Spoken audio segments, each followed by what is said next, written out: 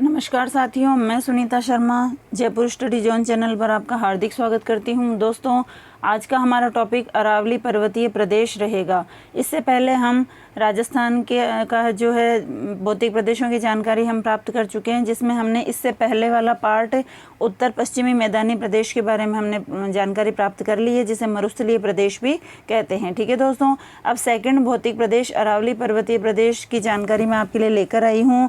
One liner जानकारी है दोस्तों, तो आपका रिवीजन हो जाएगा। बढ़िया तरीके से इसके नोट्स बनाएं और मैं ये जो तैयारी कर रही हूँ आपके लिए, ये आपकी सफलता को प्राप्त कराए आपको, और आपकी लगन और मेहनत से जो आप तैयारी कर रहे हैं उसमें आपको सफलता मिले, इसी जो है उद्देश्य के साथ में मैं ये टॉपिक लेकर आई हूँ दोस्तों। और देखिए दोस्तों, ये वीडियो आप देख रहे हैं तो इसको लाइक करें, शेयर करें और कमेंट्स करके ज़रूर बताएं कि वीडियो आपको कैसा लगा, और चैनल पर नए हैं तो सब्सक्राइब ज़रूर करें दोस्तों। तो देखिए दोस्तों, हमारी और आपकी दोनों की मेहनत रंग लाएगी और आपकी जो है सफलता आपके कदम चूमेगी। इसी उद्देश्य के साथ में मैंने ये क्लास प्रारंभ की है दोस्तों। तो देखते हैं हमारा जो राजस्थान का भौतिक प्रदेश है, सेकंड पार्ट जो है अरावली पर्वतीय प्रदेश। ठीक है, इसके बारे में हम पढ़ते हैं। चलिए स्टार्ट करते हैं हमारी क्लास आज की। अरावली का प्राचीन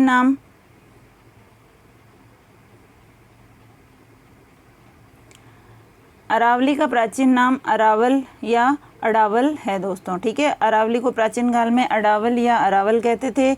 इसे विष्णु पुराण में परिपत्र भी कहते हैं। ध्यान में रखेंगे दोस्तों, अरावली का प्राचीन नाम है अडावल या अरावल, और इसे विष्णु पुराण में परिपत्र भी कहा जाता है। भौगोलिक नाम है इसका मेरू प्रदेश। ठीक है, जो है मरु प्रदेश के पास में है। ठीक है दोस्तों, तो देखिए मेरू प्रदेश इसका नाम है। इसे सिरोही में आबू गुलाब कहते हैं। ध्यान में रखिएगा, इम्पोर्टेंट है। सिरोही में क्या कहते हैं इसको? आबू गुलाब। सिरोही में अरावली पर अर्बुदा देवी होने के कारण अर्बुदाचल भी कहते हैं। सिरोही में अरावली पर्वत पर अर्बुदा देवी का मंदिर है, इस वजह से इसको अर्बुदाचल भी कहते हैं, अर्बुदाचल भी कहते हैं। ठीक है, अरावली को राजस्थानी में आडा वोटा कहते हैं। देखिए दोस्तों, अरावली को राजस्थानी में आडा वोटा कहते हैं, और इसकी उत्पत्ति जो है प्री कैम्ब्रियन युग में 65 करोड़ वर्ष पहले मानी जाती है। तो फिर से रिवाइज कर लेते हैं हम। अरावली का प्राचीन नाम है अडावल या अरावल, और इसे विष्णु पुराण में परिपत्र कहा जाता है। भौगोलिक नाम है मेरू प्रदेश। इसे सिरोही में आबू गुलाब कहते हैं, और अरावली पर्वत पर सिरोही में अर्बुदा देवी का मंदिर होने के कारण इसे अर्बुदाचल भी कहते हैं। अरावली को राजस्थानी में आडावोटा कहते हैं, और इसकी उत्पत्ति प्री कैम्ब्रियन युग में 65 करोड़ वर्ष पहले हुई थी। नेक्स्ट देखते हैं हम। अरावली पर्वतमाला विश्व के प्राचीनतम बलित और मोड़दार पर्वतमाला के जो है समान है दोस्तों। यह विश्व की सबसे प्राचीन और अवशिष्ट पर्वतमाला है। देखिए दोस्तों, अरावली पर्वतमाला जो है प्राचीनतम मतलब सबसे प्राचीन पर्वतमाला मानी जाती है, और मोड़दार पर्वतमाला है। ठीक है, मतलब ये जो है सर्पिलाकार है, जो इसके ऊपर बहुत सारे मोड़ बने हुए हैं। ठीक है, यह विश्व की सबसे प्राचीन और अवशिष्ट पर्वतमाला है, ऐसा माना जाता है दोस्तों। अभी जो वर्तमान में अरावली पर्वतमाला है वह अपने वास्तविक स्वरूप में नहीं है, बल्कि क्या है, अवशिष्ट रूप में बची है। इसकी तुलना उत्तरी अमेरिका की अपलेशियन पर्वतमाला से की जाती है। इंपॉर्टेंट है, पूछा गया सवाल है, ध्यान में रखिएगा दोस्तों। तो उत्तरी अमेरिका की अपलेशियन पर्वतमाला से की जाती है। राज्य के क्षेत्रफल के 9% भाग पर है। इसका क्षेत्रफल देखिए 9% है। राज्य की कुल जनसंख्या की 10% जनसंख्या यहाँ पर निवास करती है। ठीक है दोस्तों, 9-10 ध्यान में रखिएगा, 9% भाग है और 10% जनसंख्या है। जलवायु है इसकी उप आर्द्र। ठीक है, वर्षा होती है 50 से 100 सेंटीमीटर। वर्षा होती है 50 से 100 सेंटीमीटर, और जलवायु है उप आर्द्र। मिट्टी है यहाँ की लाल, पीली, भूरी, कंकरीली और काली। ये इतने प्रकार की मिट्टी यहाँ पर पाई जाती है, लाल, पीली, भूरी, कंकरीली और काली मिट्टी। नेक्स्ट देखते हैं, इसमें इम्पोर्टेंट है, इसका क्षेत्रफल इम्पोर्टेंट है, कौन सी पर्वतमाला से इसकी तुलना की जाती है दोस्तों। और ये सारे ही जो लाइनें हैं यहाँ पर वेरी वेरी इंपॉर्टेंट है, ध्यान में रखिएगा दोस्तों। वर्षा 50 से 100 सेंटीमीटर, और मिट्टी है लाल, पीली, भूरी, कंकरीली और काली मिट्टी। नेक्स्ट देखते हैं हम। वनस्पति है यहाँ की उष्णकटिबंधीय। वनस्पति कैसी है दोस्तों? उष्णकटिबंधीय, मरुस्थलीय प्रदेश के पास में है, इस वजह से उसका प्रभाव है दोस्तों। तो यहाँ की वनस्पति कैसी है? उष्णकटिबंधीय वनस्पति है। मुख्य फसल पहाड़ी ढालों पर मक्का बोई जाती है। देखिए दोस्तों, मुख्य फसल कौन सी है? यहाँ की जो है मक्का है, और ये भी पहाड़ के जो ढाल होते हैं वहाँ पर बोई जाती है।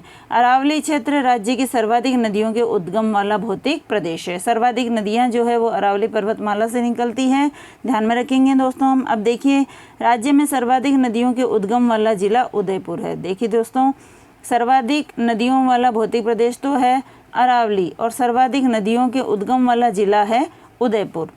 अरावली की औसत ऊंचाई है 930 मीटर, ध्यान में रखिएगा दोस्तों, इंपॉर्टेंट है, वेरी वेरी इंपॉर्टेंट है। 930 मीटर इसकी ऊंचाई है। अरावली पर्वतमाला जल विभाजक रेखा का कार्य करती है। देखिए दोस्तों, अरावली पर्वतमाला राजस्थान को बीच में से 2 भागों में काटती है और जल विभाजक रेखा का कार्य करती है। देखिए, अरावली पर्वतमाला के पश्चिम में नदियाँ जो बहती है वो अपना जल जो है अरब सागर में ले जाती है, और इधर जो पूर्व की तरफ बहने वाली नदियां हैं वो अपना जल बंगाल की खाड़ी में ले जाती है। इस प्रकार से जल विभाजक रेखा का कार्य करती है। आगे देखते हैं हम। अरावली पर्वतमाला जल विभाजक रेखा का कार्य करती है। इसके पूर्व से निकलने वाली नदियां अपना जल बंगाल की खाड़ी में ले जाती है, और पश्चिम में निकलने वाली नदियां अरब सागर में अपना जल ले जाती है। दोनों चीज़ें इंपॉर्टेंट हैं। अरावली का उच्चतम बिंदु है गुरु शिखर। ठीक है दोस्तों, पूरी अरावली पर्वतमाला का जो बिंदु है, उच्चतम बिंदु वो है गुरु शिखर दोस्तों। ये जो है हिमालय और नीलगिरी की पहाड़ियों में सर्वाधिक सबसे ऊँचा जो उच्चतम बिंदु है वो कौन सा है? गुरु शिखर। ठीक है, 1722 मीटर इसकी ऊंचाई मानी जाती है। ठीक है दोस्तों, और एक जो इसके ऊपर मंदिर बना हुआ है, उस मंदिर के ऊपर जो झंडा लगा हुआ है, इस वजह से 5 मीटर की जो और दूरी है उस झंडे के कारण है। इस वजह से इसकी जो है कभी कभी लंबाई 1727 बताई जाती है। तो ध्यान में रखिएगा, मुख्य तो ये है, लेकिन वो 5 मीटर जो झंडे की ऊंचाई माप ली जाती है उसकी वजह से इसका 1727। तो दोनों में से जो भी ऑप्शन में आए वो हमें करना है। न्यूनतम बिंदु है पुष्कर की पहाड़ियाँ। देखिए दोस्तों, अरावली का उच्चतम बिंदु तो है गुरु शिखर, और सबसे नीचे वाला बिंदु है पुष्कर की पहाड़ियाँ। ठीक है दोस्तों, नेक्स्ट देखते हैं हम। राजस्थान के निम्न जिलों में अरावली का विस्तार है। जैसे देखिए दोस्तों, उदयपुर, सलूम्बर, सिरोही, देखिए पाली, ब्यावर, राजसमंद, चित्तौड़, अजमेर, डीडवाना कुचामन, जयपुर, कोटपुतली, बहरोड, खेरथल, तिजारा, अलवर, सीकर और झुंझुनू। देखिए दोस्तों, ये इम्पोर्टेंट है हमारे लिए कि राजस्थान में अरावली का विस्तार कौन कौन से ज़िलों में है, ध्यान में रखिएगा दोस्तों। तो देखिए, ये सिरोही से तो स्टार्ट होता है राजस्थान में, वैसे तो देखिए गुजरात में स्टार्ट होता है, और जो है अरावली पर्वतमाला का पिता कहा जाता है अरब सागर को। तो अरब सागर में इसके अवशेष पाए जाते हैं, वहाँ से ये निकलती है दोस्तों। तो हमारे राजस्थान में तो इसका स्टार्टिंग बिंदु है सिरोही, और ऊपर जाकर के ये अलवर के आसपास तक जो है फैली हुई है। देखिए दोस्तों, राष्ट्रपति भवन जो दिल्ली में बना हुआ है रायसीना की पहाड़ी पर, वो भी क्या है? अरावली का ही अवशेष माना जाता है। तो देखिए, अरावली का विस्तार राजस्थान में उदयपुर में, सलूम्बर में, नए ज़िले भी इसमें जोड़ दिए गए हैं अब। सिरोही, पाली, ये जो नए ज़िले हैं, सलूम्बर है, ब्यावर है, इधर डीडवाना कुचामन है, इधर कोटपुतली, बहरोड है, खेरथल, तिजारा है। ठीक है दोस्तों, बाकी के ये पुराने ज़िले हैं। तो ये सारे ज़िले जो है अरावली के पर्वतीय प्रदेश में आते हैं। अरावली की वास्तविक शुरुआत अरब सागर में मौजूद लक्षद्वीप के मिनिकॉय द्वीप से होती है। देखिए, इंपॉर्टेंट है, ध्यान में रखिएगा दोस्तों। अरावली की वास्तविक शुरुआत अरब सागर में मौजूद लक्षद्वीप के मिनिकॉय द्वीप से होती है, इसीलिए अरब सागर को अरावली का पिता भी कहा जाता है। वेरी वेरी इंपॉर्टेंट है, ध्यान में रखिएगा। यह पर्वतमाला पश्चिमी रेगिस्तान को पूर्वी भाग में आने से रोकती है। देखिए दोस्तों, ये जो रेगिस्तानी प्रदेश है उसको पूर्वी प्रदेश में आने से रोकती है, क्योंकि बीच में पहाड़ आ जाते हैं, इस वजह से रेगिस्तानी प्रदेश का जो है आगे बढ़ाव नहीं हो पाता है। तो ये हमारे लिए वेरी वेरी इंपॉर्टेंट है, ध्यान में रखिएगा। नेक्स्ट देखते हैं हम। अरावली का विस्तार पालनपुर गुजरात से रायसीना की पहाड़ियाँ दिल्ली तक है। देखिए दोस्तों, अरब सागर से निकलने के बाद में ये जो राजस्थान में ये गुजरात से स्टार्ट होती है, गुजरात का पालनपुर नामक जो स्थान है वहाँ से, और अंतिम छोर जो जाता है वो कौन सा है दोस्तों? रायसीना की पहाड़ियाँ दिल्ली तक। इसी रायसीना की पहाड़ी पर जो है राष्ट्रपति भवन भी बना हुआ है। देखिए, रायसीना की पहाड़ियों में राष्ट्रपति भवन और जवाहरलाल नेहरू यूनिवर्सिटी है। अरावली की कुल लंबाई 692 किलोमीटर है। कुल लंबाई है 692 किलोमीटर और ऊंचाई देखिए दोस्तों इसकी है 930 मीटर और राजस्थान में इसकी लंबाई है 550 किलोमीटर। तो अरावली की कुल लंबाई है 692, उसमें से 550 किलोमीटर ये राजस्थान में है, ठीक है। और ऊंचाई पूछे तो 930 मीटर। अरावली का 79.48% भाग राजस्थान में है। देखिए दोस्तों अरावली का 79.48% भाग, लगभग 80% भाग राजस्थान में है। राजस्थान में अरावली सिरोही के पास गुजरात के खेड़ ब्रह्मा नामक स्थान से, तो देखिए जो है इसको अगली लाइन में हम वापस पढ़ लेंगे। तो देखते हैं आगे वाला हम। राजस्थान में अरावली सिरोही के पास गुजरात के खेड़ ब्रह्मा में प्रवेश करती है और झुंझुनू के खेतड़ी सिंगाना से बाहर निकलती है। देखिए दोस्तों राजस्थान में अरावली सिरोही के पास गुजरात के खेड़ ब्रह्मा में प्रवेश करती है और झुंझुनू के खेतड़ी सिंघाना से बाहर निकल जाती है और आगे जाती है ये दिल्ली तक, रायसीना की पहाड़ी तक, ठीक है। अरावली पर्वतमाला का राजस्थान में विस्तार दक्षिण पश्चिम से उत्तर पूर्व की ओर है। देखिए दोस्तों ये जो राजस्थान का मैप है, ठीक है, तो ये माना कि ये राजस्थान का मैप है, तो देखिए ये दक्षिणी भाग है और ये पश्चिमी भाग है।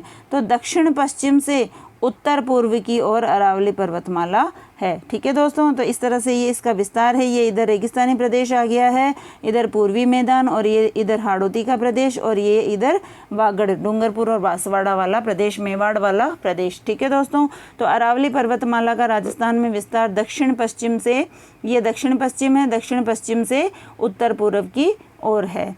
लेकिन उत्तर पूर्व से, देखिए दोस्तों उत्तर पूर्व से दक्षिण पश्चिम की ओर जाने पर अरावली का विस्तार बढ़ता जाता है। माना देखिए दोस्तों क्या कहा गया है कि जो दक्षिण पश्चिम की ओर जाने पर अरावली का विस्तार बढ़ता है।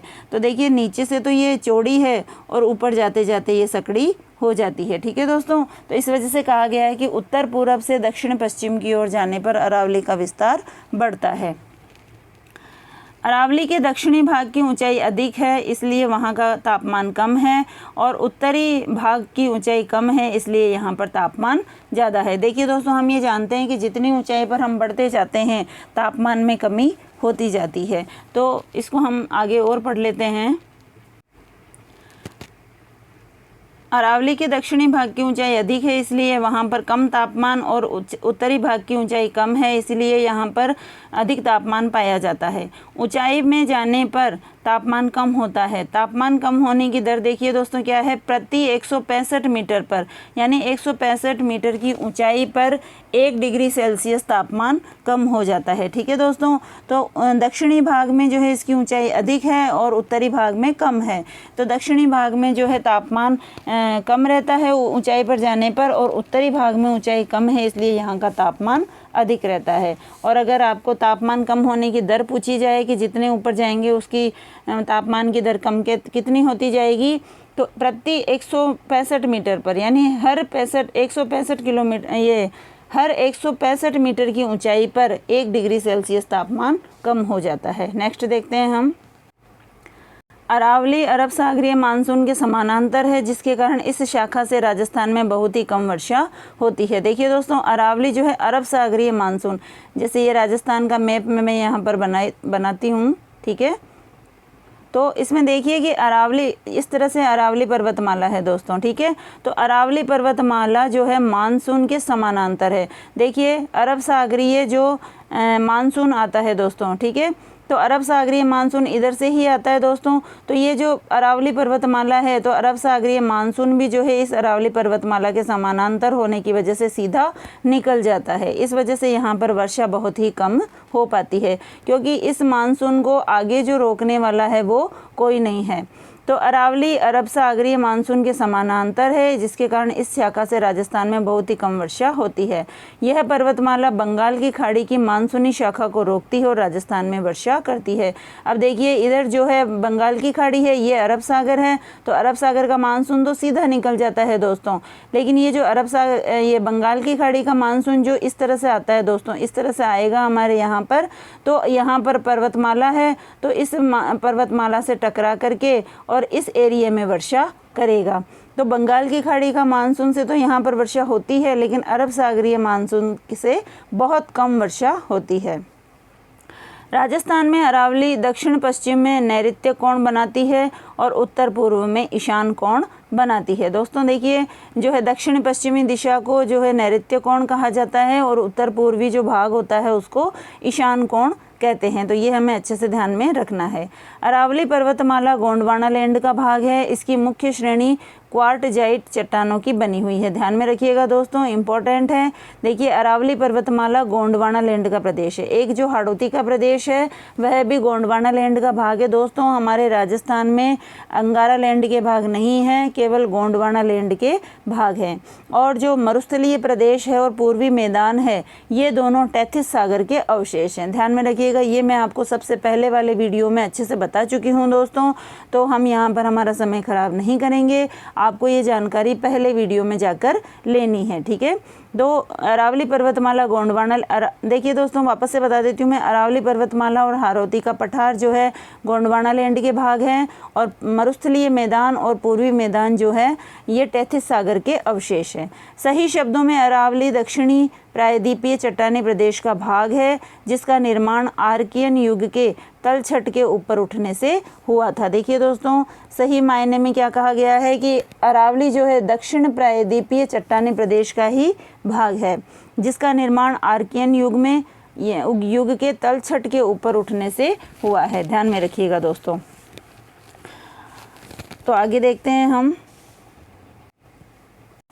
भूगर्भिक इतिहास की दृष्टि से अरावली श्रेणी धारवाड़ समय के समाप्त होने के बाद तथा विंध्य के अंत के तक अस्तित्व में आई थी। देखिए दोस्तों क्या कहा गया है कि अरावली श्रेणी जो है धारवाड़ समय के समाप्त होने के बाद में उभर करके आई थी और विंध्य काल के अंत तक जो है अस्तित्व में आई थी। इस पर्वतमाला के उत्तर पूर्व में पोतवार का पठार है। देखिए इस पर्वतमाला के उत्तर पूर्व में जो उत्तर पूर्व वाला हिस्सा है ऊपर वाला, उसके जो है इस पर्वतमाला के उत्तर पूर्व में पोतवाड़ का पठार है। संपूर्ण अरावली द्विभुज या दो बंधे हुए पंखों की भांति प्रतीत होती है जिनके हैंडल आपस में गुथे हुए होते हैं। ठीक है दोस्तों, तो ये जो है किस तरह से दिखाई देती है, हमें द्विभुज की तरह दिखाई देती है कि दो भुजाएं हैं, जैसे ये भुजाएं होती है इस तरह से भुजाओं के रूप में है और इनके हैंडल आपस में जुड़े हुए हैं। ठीक है दोस्तों, अरावली को भारत की एपिनिस पर्वतमाला भी कहा जाता है। इंपॉर्टेंट है, ध्यान में रखिएगा।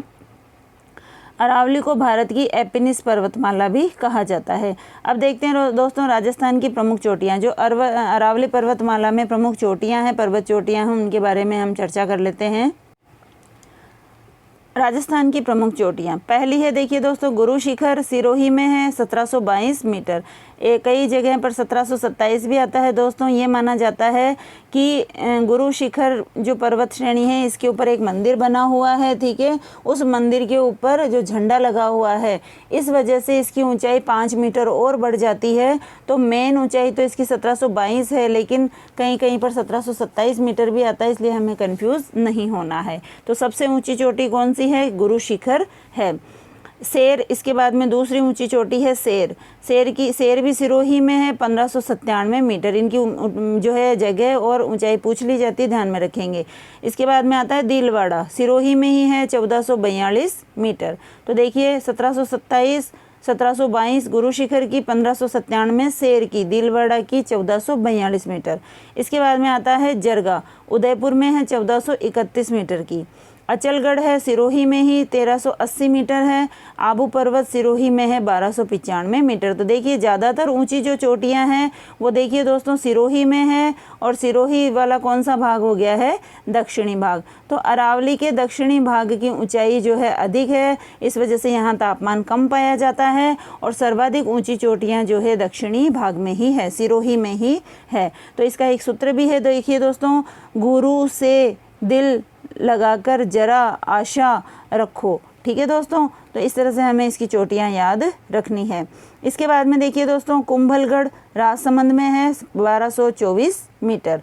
तो देखिए वापस से गुरु शिखर 1722, शेर 1597, दिलवाड़ा 1442, जरगा 1431, अचलगढ़ 1380, आबू पर्वत 1295 और कुंभलगढ़ 1224। ठीक है दोस्तों, नेक्स्ट देखते हैं हम।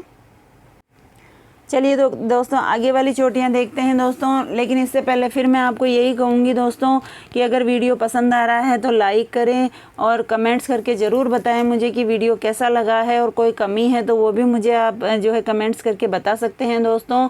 और चैनल पर अगर नए हैं तो सब्सक्राइब अवश्य करें, ठीक है दोस्तों।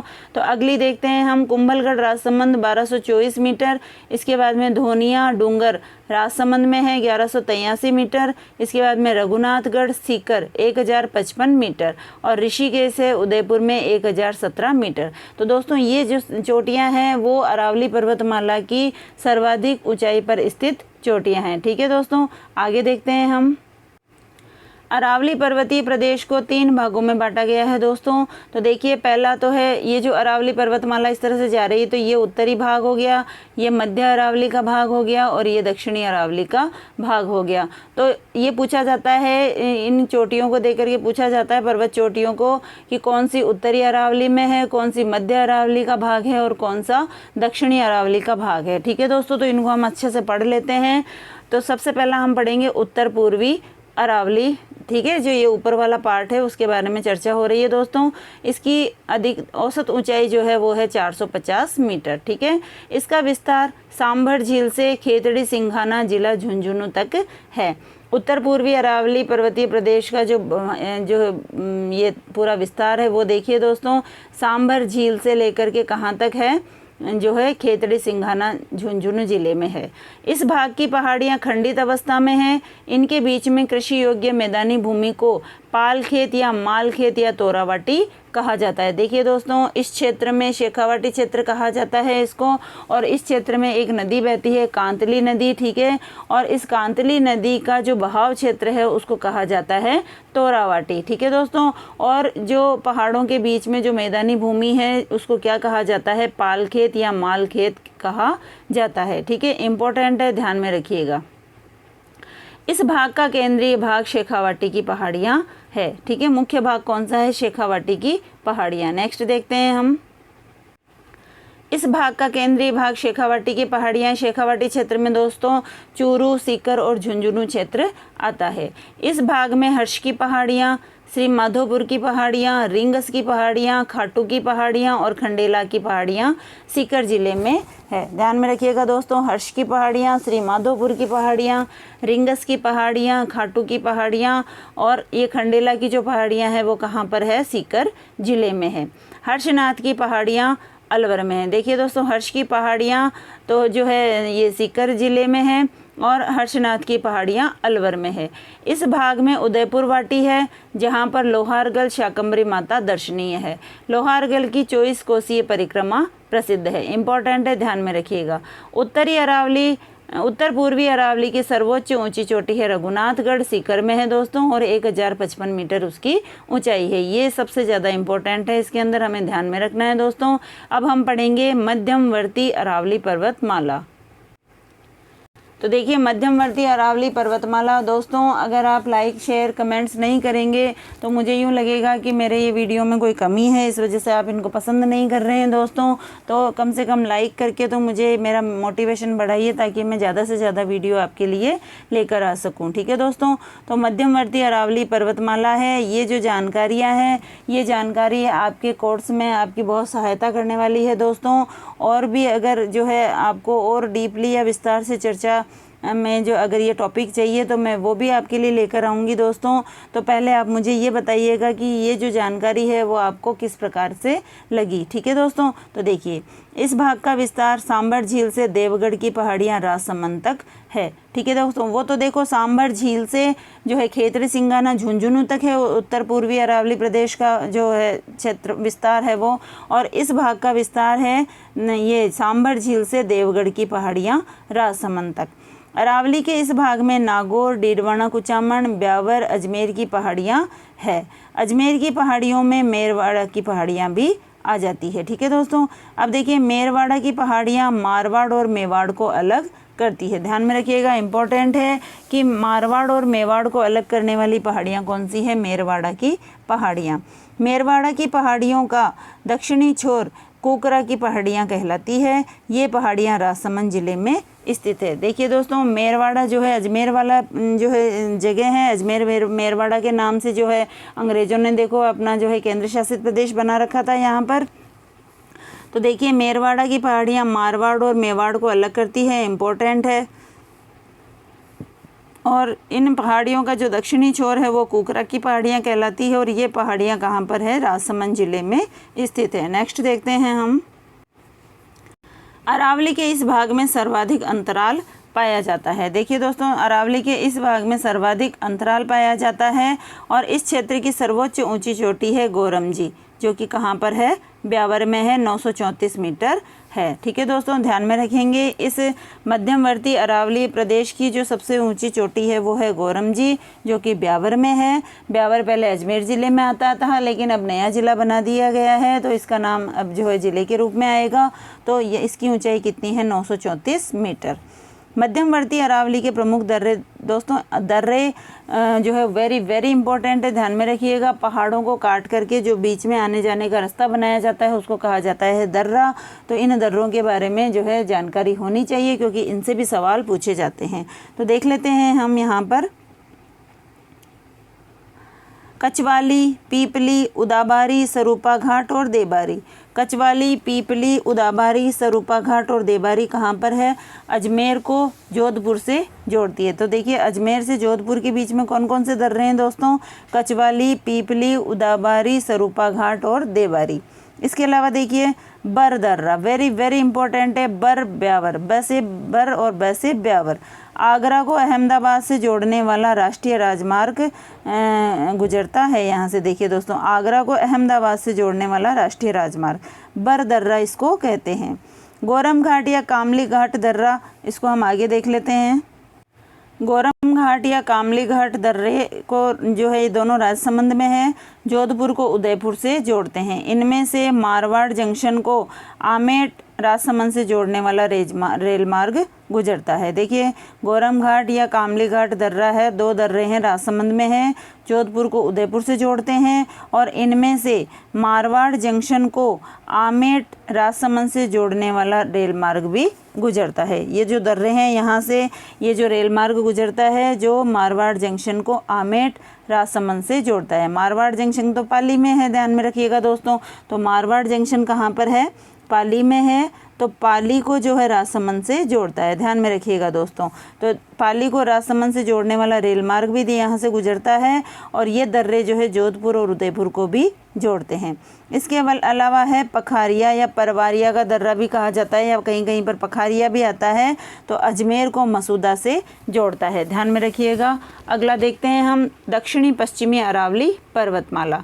इसका विस्तार देवगढ़ से सिरोही के आबू रोड तक है। तो देखिए जो है उत्तर पूर्वी का जो है हमने पढ़ा है खेतड़ी सिंघाना से सांभर तक, और उसके बाद में देखिए दोस्तों सांभर से देवगढ़ तक जो है मध्यम अरावली प्रदेश है, और देवगढ़ से सिरोही तक दक्षिण पश्चिमी अरावली पर्वतमाला है। तो यह अरावली का सबसे ऊंचा भाग है, इसकी औसत ऊंचाई 1000 मीटर है। इस भाग का आकार हाथ के पंजे के समान है। ठीक है दोस्तों, आगे बढ़ते हैं हम इसमें। यहाँ के सर्वोच्च चोटियाँ देखिए, गुरु शिखर 1722 मीटर सिरोही में है, शेर 1597 सिरोही में है, और दीलवाड़ा 1442 सिरोही में है। ठीक है दोस्तों, इम्पोर्टेंट है, ध्यान में रखिएगा। तो देखिए उत्तरी अरावली की सबसे ऊंची चोटी है रघुनाथगढ़। उसके बाद में हमने पढ़ा मध्यवर्ती अरावली प्रदेश में जो है सर्वाधिक ऊंची चोटी है जो है ब्यावर में है। ठीक है, और उसके अलावा जो है ये चोटियाँ जो है दक्षिणी प्रदेश की चोटियाँ हैं। और देखिए गुरु शिखर या गुरु माता, क्या नाम है इसका, गुरु शिखर या गुरु माता राजस्थान की सर्वोच्च चोटी है, इसकी ऊंचाई 1722 मीटर है। माउंट एवरेस्ट और नीलगिरी के मध्य सर्वोच्च ऊंची चोटी है, ध्यान में रखिएगा दोस्तों। माउंट एवरेस्ट और ये जो हिमालय का भाग है, और नीलगिरी जो दक्षिणी भारत में स्थित है दोस्तों। तो इन दोनों के बीच में जो सर्वोच्च ऊंची चोटी है वो है गुरु शिखर। आगे देखते हैं हम। इस चोटी पर विष्णु को समर्पित दत्तात्रेय का मंदिर है। मंदिर की ऊंचाई जो है 5 मीटर है। गुरु शिखर की ऊंचाई में इस मंदिर की ऊंचाई जोड़ने पर 1727 मीटर हो जाती है दोस्तों। इस वजह से देखिए दोस्तों इसकी जो कई जगह पर लंबाई जो है 1727 मीटर बताई जाती है। नेक्स्ट देखते हैं हम। राजस्थान का सबसे ऊंचा बिंदु 1727 मीटर पर है, लेकिन केवल गुरु शिखर की ऊंचाई तो 1722 मीटर ही है। ध्यान में रखिएगा दोस्तों, इंपॉर्टेंट है, ध्यान में रखना। कर्नल जेम्स टॉड ने गुरु शिखर को क्या कहा है? संतों का शिखर कहा गया है। ठीक है दोस्तों, अधिकतम ऊंचाई पर स्थित है, तो ऊंचाई पर जो है संत महात्मा लोग जो है तपस्या करते हैं। तो कर्नल टॉड ने क्या कहा है? गुरु शिखर को संतों का शिखर कहा है। यह राजस्थान का एकमात्र पर्वतीय पर्यटक स्थल है। आबू पर्वत देखिए, इसकी औसत ऊंचाई 200 मीटर है।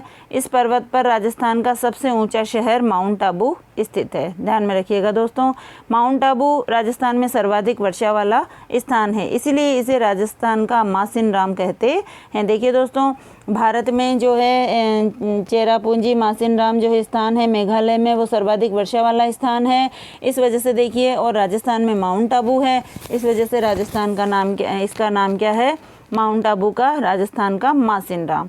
आगे देखते हैं हम, राजस्थान का सबसे ठंडा स्थान भी यही है, इसलिए इसे राजस्थान का बरखोयांस्क कहा जाता है। इस पर्वत को अरावली का सर्वश्रेष्ठ भाग कहा गया है। दोस्तों देखिए, माउंट आबू को राजस्थान का मासिन राम कहा गया है, और यही स्थान जो है सबसे ठंडा भी है, इसलिए इसको राजस्थान का बरखोयांस्क भी कहते हैं। कर्नल जेम्स टॉड ने माउंट आबू को हिंदू ओलंपस की संज्ञा भी दी है। इंपॉर्टेंट है, ध्यान में रखिएगा। ठीक है दोस्तों, तो आप इनको जो है वीडियो को रोक रोक करके इनके अच्छे से नोट्स भी बना सकते हैं दोस्तों, और अन्य किताबें पढ़ेंगे उससे पहले इन नोट्स को पढ़ेंगे तो आपको ज़्यादा आसानी होगी। अरावली के इस भाग की शब्दावली देखिए दोस्तों, यहाँ पर क्या क्या चीज़ें पाई जाती है उनके बारे में भी हमें जो है ध्यान में रखना है। तो देखिए, अभी तक हमने पर्वत पढ़े हैं, अब हम पठार पढ़ेंगे। तो देखिए, भोराट का पठार, भोराट का पठार पूछे गए सवाल हैं दोस्तों, हर लाइन से क्वेश्चन पूछा गया है। मैं आपके लिए बहुत इंपॉर्टेंट चीज़ें ही लेकर आई हूँ दोस्तों, तो इनका रिवाइज अवश्य करें आप लोग, तो आपकी परीक्षा में ये काफ़ी जो है सहायक होंगे। अब भोराट का पठार देखिए, गोगुंदा से कुंभलगढ़ के बीच में, गोगुंदा उदयपुर में, कुंभलगढ़ राजसमंद में है, तो दोनों के बीच स्थित राज्य का सबसे बड़ा और तीसरा सबसे ऊंचा पठार है। भोराट के पठार की सर्वोत्तम ऊंची चोटी है जरगा। ठीक है दोस्तों, जरगा कहाँ पर है? उदयपुर में है। ठीक है, तो भोराट का पठार तीसरी ऊंची चोटी है, ध्यान में रखिएगा दोस्तों। तो उड़िया का पठार तो है सबसे ऊंचा पठार। ठीक है दोस्तों, देखो पहला ऊंचा पठार तो है उड़िया का पठार, ये पहले नंबर पर है, दूसरा आबू पर्वत है, और तीसरा भोराट का पठार है, तो ध्यान में रखेंगे हम। अब इसके अलावा सेकंड आता है लासड़िया का पठार।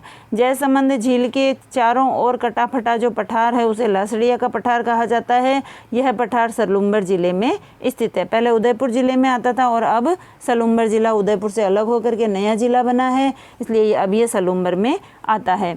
तो पहला ऊंचा पठार है उड़िया का पठार, तो देखिए सिरोही में स्थित है, राजस्थान का सबसे ऊंचा पठार है, 1360 मीटर इसकी ऊंचाई है। दूसरा जो है आबू पर्वत वाला है, और तीसरा जो है भोराट का पठार है। नेक्स्ट देखते हैं हम इसमें, उड़िया का पठार सिरोही में राजस्थान का सबसे ऊंचा पठार है, ऊंचाई है 1360 मीटर। अब देखिए आबू का पठार, सिरोही का आबू शहर इसी पठार पर बसा हुआ है, यह राज्य का दूसरा ऊंचा पठार है। ठीक है दोस्तों, तो पहला तो है उड़िया का पठार, दूसरा है आबू का पठार, और तीसरा है भोराट का पठार। तो ध्यान में रखेंगे, हमें तीनों पठारों का ध्यान में रखना है, ये तीसरे नंबर पर आता है। ठीक है, गोगुंदा से कुंभलगढ़ के बीच में स्थित है, और उड़िया का पठार सिरोही में है, आबू का पठार भी सिरोही में है, और भोराट का पठार उदयपुर से राजसमंद के बीच में है।